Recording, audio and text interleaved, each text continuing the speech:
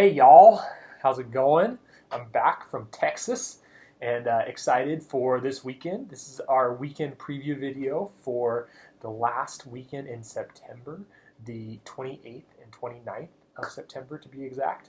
And so I'm just going to go over just a couple of things that we can expect coming up. And there's a couple of things that I really wanted to cover in regards to bigger picture stuff that's happening in the classroom. And so this is going to be sent out to all of the volunteers. So if you're getting this and you are not normally scheduled this weekend, that's okay.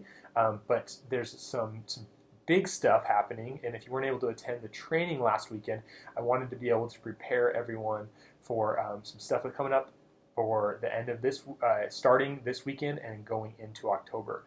And I'll get into that in just a second. But just real quickly, I just wanted to cover the final weekend of our Big Church series that we're going to be finishing out this weekend. And so the theme or the focus for this final talk is going to be on the future of the church. And what is the future of the church? And we can speculate and we can talk about prophecies and things that have been promised. But the reality is that the only thing that we know is that Jesus is coming. And we also know that God is going to use his people to bring about his message into the world. And who's the next generation? Who's the future of the church? Well, that's the generation that we are teaching about Jesus and coaching and loving and serving to show them what it looks like to find and follow Jesus.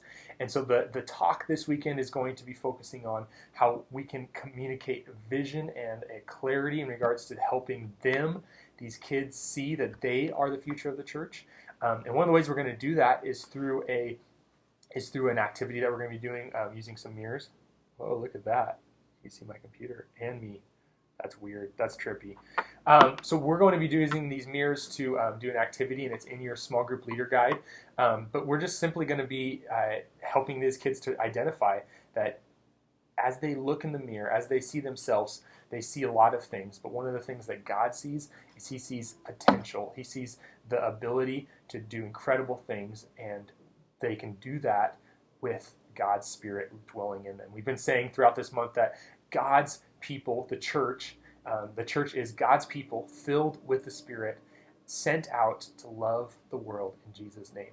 And so that's what we're communicating. That's what they have the power to do.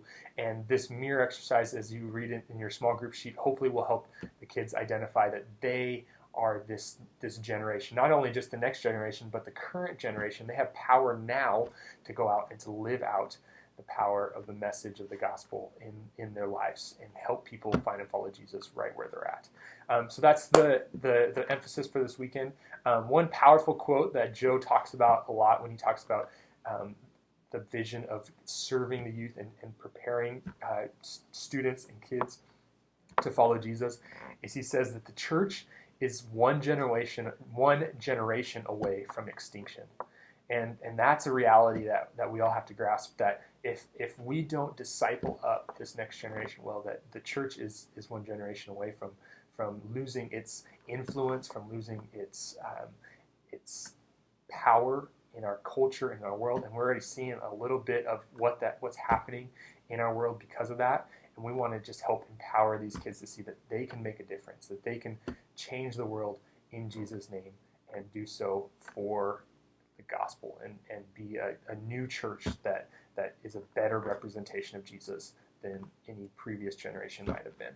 And so that's going to be coming up for a Big Church. Another thing that's going to be a huge part of that, and this is the piece that I wanted everyone to know about, is groups registration. So if you were at the leader training this past weekend, you probably heard us talking about groups registration. I'm excited to really emphasize that and launch that this weekend. It's for us in the 4th through 6th grade classroom, it's not going to be that big of a shift for us. The reality is we've been doing groups and we've been setting up leaders in groups this way for close to 10 years now, where we have a leader who oversees or a couple leaders who oversee a specific age and gender group of kids in the classroom. And the only difference is that we're going to be allowing parents the opportunity to sign their kids up so that way we can have some opportunities to be holding these families and these kids responsible to show them that we think consistency develops a connectivity in our culture and in the world, and specifically with their faith. When we connect these kids into a community of kids who are following and a leader who's going to be there consistently with them, that's going to make the biggest impact on who they are as a disciple of Jesus. And so we're going to just emphasize small group registration, and for kids, that's just going to mean that they talk to their parents about this, that they encourage their parents to sign them up, and that they get connected each weekend with their group, that they come more consistently, that they're a part of this community, and that they are willing to commit themselves. That's what it means to be the church, is to gather together, as we talked about last week. And the future of the church, as we mentioned, is going to be stronger the more involved and connected they are in community with each other. And so that's why groups is such a huge piece of this. And we're going to emphasize that. We're going to pass out some of these cards to parents this weekend, and they have information on the front and back regarding what is groups and how we're going to be doing that. And I'll attach this so you have a document of it in the email so you can look it over. But we're going to really emphasize the importance of being together in groups. And so the only last thing that I had to say was that our leader training was this past weekend. If you didn't get a chance to be there, like me, I just wanted to encourage our leaders who were there to think about one thing, share one thing, or come up with one thing that stood out to you in regards to applying to your role as a leader in the classroom over this weekend. And if you're going to be there this weekend, share that with someone else. Share that with someone who wasn't there. Share one thing you learned that you believe is helping you become a better leader, or going to help you become a better leader, and pass that along. That's what we do. We encourage each other. We build each other up. We use action steps to grow closer to Jesus, and this is a great way to apply an action step in your leadership.